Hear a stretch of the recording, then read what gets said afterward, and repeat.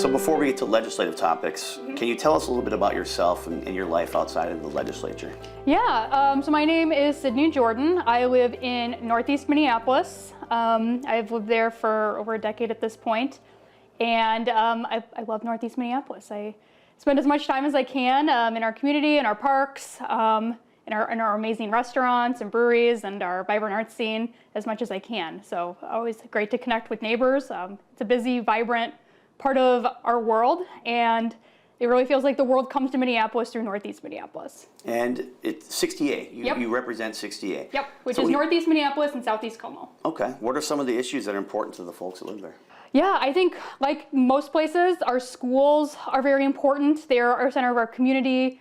Our district is also home to a number of new Americans and immigrants, so making sure that what Northeast is a welcoming place for all.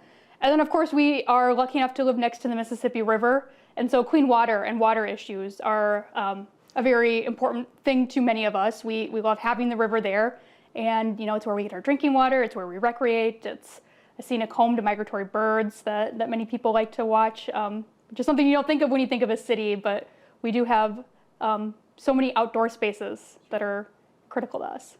And you sponsored the universal school meals legislation, became law in 2023. Yep. And in fact, it was one of the first proposals that was introduced last session. So how did you get involved in that issue? Or how did it manifest itself, I guess, and why was it important to you? Yeah, that was House File 5, so it was 1, 2, 3, 4, 5. Right in the top 10, yeah. And so it was something that was critical to every member of our caucus. And the way I got involved is there was a lot of debate around school lunch shaming, which is horrible. Like, no one should be shamed for not having a lunch. But the real issue isn't the shaming. The real issue is that there were kids that were going hungry in Minnesota schools. And we had other programs and federal programs that tried to fill some of those gaps, but there was still a gap where kids were going hungry.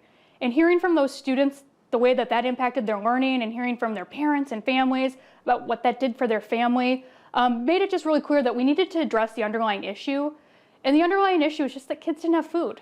And so making sure that we had meals for all kids, breakfast and lunch, was something that was critical. It was critical for academic achievement. It's important for school attendance. It's important for student mental health. And we really heard from students themselves who wanted to see this program happen. And I think all of the uptake you've seen and the excitement from Minnesota families is just the best thing in the world. I'm so happy that there was so much support for that bill and that we were able to get it done. And you serve as vice chair of the House Environment and Natural Resources Committee as well.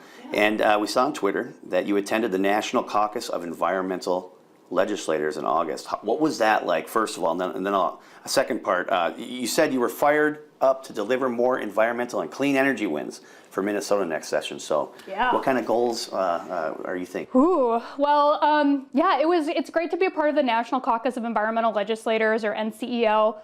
This year we met in Indianapolis, and it's a chance to connect with environmental-focused legislators from across the country. So you have everyone from Hawaii to Alaska to Florida to Maine. And it was great because everyone was talking about Minnesota at this conference. People were very excited to hear about the work we did to address lead service lines. People were really excited to hear about our PFAS ban, to hear what we were doing around CWD and deer. And so everyone was, and especially all the work we did around environmental justice and cumulative impacts. So it was great to share those stories and also hear from other states and other legislators about what they're excited about and fired up to be working on. So one of the things I really want to work on this year is plastics reduction, specifically in our waste. So working on reducing the plastics that are in our packaging, which is one of the #1 sources of plastic contamination in Minnesota, is all of our Amazon packages and grocery bags and all of that. So working on our waste issue is critical, and it's not critical just because garbage is ugly and it's expensive, but also that plastic that is in everything is getting into our water and then getting into our bodies in the form of microplastics. So addressing plastics and everything that comes with that is going to be a really big focus of 2024 for me. Sure. You carried a bill last year, right, that addressed lead pipes. Yes. Was that a big issue? Was that a big issue in Minnesota? Or? Yeah, it is a huge issue in Minnesota. So many people are unaware of the fact that we still have a lot of invisible lead infrastructure in Minnesota and across the country. And so we were able, so I also carried a bill, House File 24, to address our lead service line issue in Minnesota. A service line is the pipe that connects the water main to your home.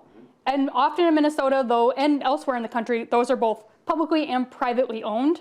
And so then the question becomes around who pays. And so we were able to address the policy so that we could use both federal and state money to address this problem for Minnesota homeowners.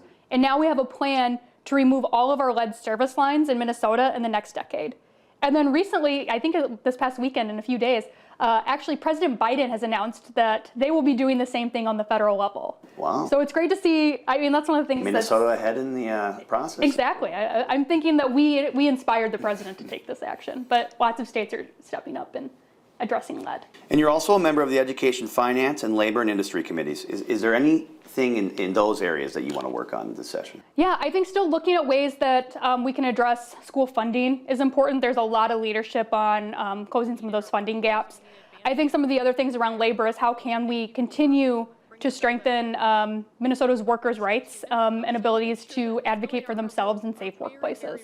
So really looking at how we can make sure that unions are strong in Minnesota is a big priority for me, and addressing that. That language is still being worked out and figuring out what we can do, but it's always great to meet with Minnesota workers to talk about all the ways we can make their workplaces safer. And we're seeing a lot of those same issues around chemicals and plastics and emission safety that we see in environment.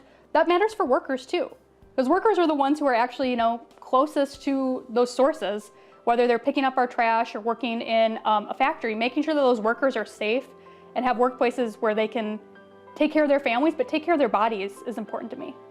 All right, Representative Jordan, thank you for being with us. Yeah, of course. Thank you.